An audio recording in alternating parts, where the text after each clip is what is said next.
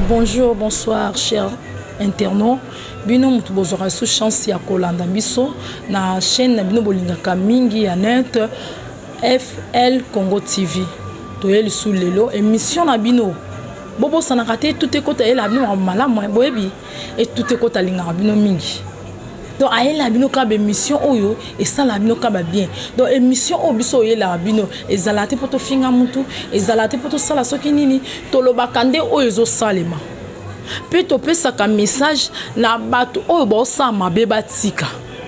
Tozala kana pona ko éduquer, tozala kana pona ko loba mabete, tozala kana pona ko finga mutu te. Donc et tout ekota tozala kana ka toujours pona ko sepelisa population, ko pesa ba conseil makamoko ya bongo. Yo mutu zana ba histoire yebana ko benga biso pona ko pesa biso. Votre humble servante Yeyo Jenny Manitou a heli bino sur émission kitoko obno bolinga kamingi. A heli susu pona ko pesa bino message pona makambo zo le kaka toujours na kata mboka na biso. To yebite 100 jours ya musala ngana yebi 100 jours eza ya construction 100 jours eza pona dollar te 100 jours eza wana pona makambo ya papa camère te papa camère 100 jours na ezaki ya procès mais ngana omona passe on a lelo kolobela eza makambo ya dollar na bandi bino mobola na nzembo ya ndeko na biso soki na bosante oyo artiste comédien ayembaki ya papa lingi dollar nde makambo na ministre dollar de charge dollar comme on yokola biso dollar comme film pour na biso dollar comme pesa biso passe dollar mutamta comme tsandenga lingi to mona bisika muso batina 19200 bisika muso 19100 bisika muso 19500 pe aba 19600 700 ezali na ebite to okende wapi RDC bokomi ko adorer dollar ko le kana franc congolais biso moto ana mboka na biso to ana mbongo na biso na mboka na biso to ana richesse to ana makambo ebele tondima te ke un jour ba ko sela biso nzela ya elenge se bimati bypass mais to moni lelo ba sali yango nzela ngoni zo salema o yebi mati bypass to senga na bino ba kondi ba papa botale la biso pona dollar to sengi detinga Jenny Manitou naza mwana malamu na respect avec ba papa naza respect avec mikolo bayaya to senga to mona population elela population eleli makasi dernièrement to kitaki nezo na commune ya Kalamu to okaki bande konde balelaki pona makamba dollar to kolaki sabino boko mona bino moko ba image wana be lili wana ndenge bande ko balelaki bande ko o dollar pe population lobaki dollar le lengeza komata biloko eza komata bandaku dollar ndenge komina de 19200 19500 bande ko ba futa mbongo na dollar ba suka ndenge ni ezana ndeko mususu ba futa kai na franc ensemble ça la ba futa 50000 to 100000 ndaku o ya futaka afutaka lem sur $30 $50 $20 si ko ba futie par exemple muta $20 ba futie 50000 francs na 50000 francs na $1 ezalaki na mbonga muke to bande ko mona ndeko na ezalaki soka futi ndaku mbonga etikali pe aseli bana provision mais lelo bande ko ba ko kote sous provision na ndaku te tozo mona confirmement ba jour ba mois et ba kisama po maladie ezali bato ba oluka ko ba kondi bazo luka ko landela makamba maladie seki ko sila bazo matisa ba jour wana na ba mois ba semaine na ba date ezapo mbate ezapo ne sengote bazo bakisa po ba otala niveau ya ya maladie ndenge zaleli do moni bazo bakisa mais bango bazo bakisa ba jour ba mois ba date ba bakisa po yo bakisa dollar te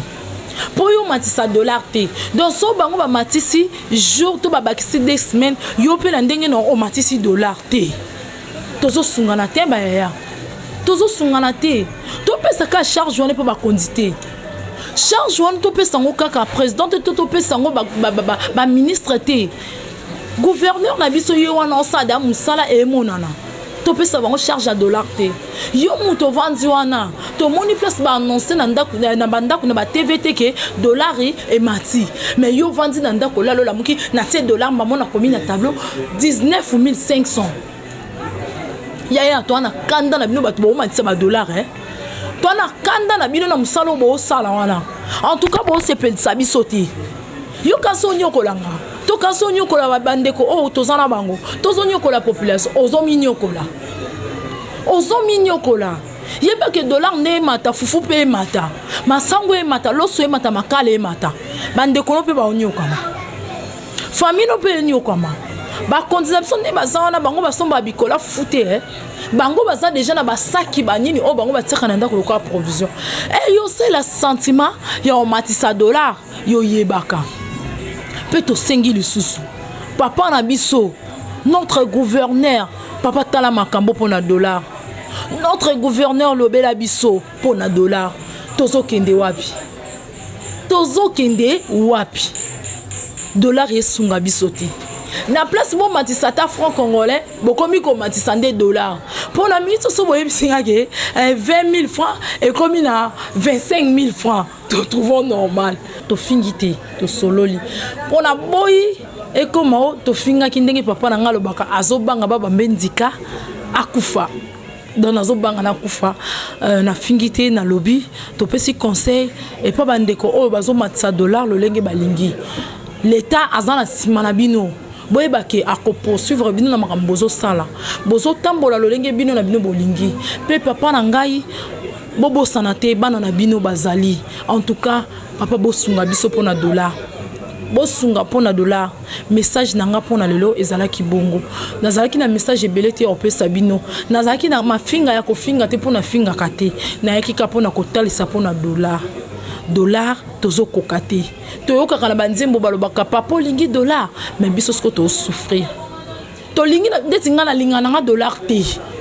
na linga ka dollar te pour à travers dollar biloko emata na linga dollar te en tout cas bandeko message na yele bino yango wana bo s'abonner massivement et puis ça kabilengi oboya olinga FLND makambo yango de charge na pesi na ngale lombote mingi te o apesa kambote aboka kama banga te na pesi kambote na mama na ngai aningale sa na niveau États-Unis mama zota Hollanda mwa nao mama zota oyoka mabanga nayo